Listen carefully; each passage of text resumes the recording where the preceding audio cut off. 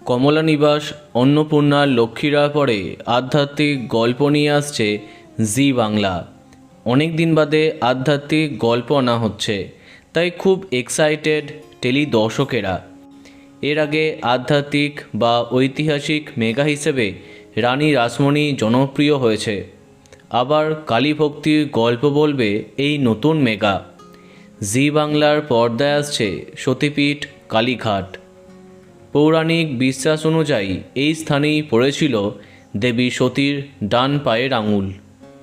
প্রথমে মনে করা হয়েছিল এই ধারাবাহিকটি আনছে সুরিন্দার ফিল্ম, কিন্তু না, জানা যাচ্ছে সতীপীঠ কালীঘাটের মাধ্যমে আবার বাংলা টেলিভিশনে ফিরছে সুব্রত রয় প্রোডাকশন।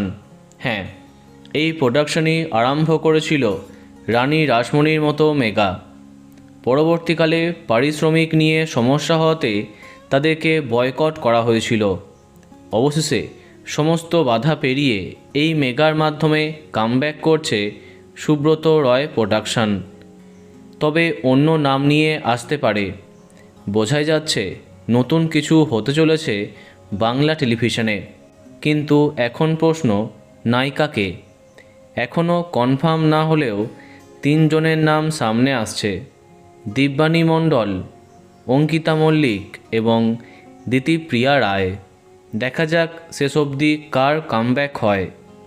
ইতিমধ্যে অনেক জল্পনার উদয় হয়েছে।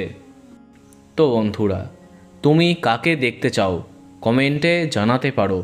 আর এই রকমই আরও অনেক ভিডিও পেতে সাবস্ক্রাইব কারেন্ট বস। ধন্যবাদ।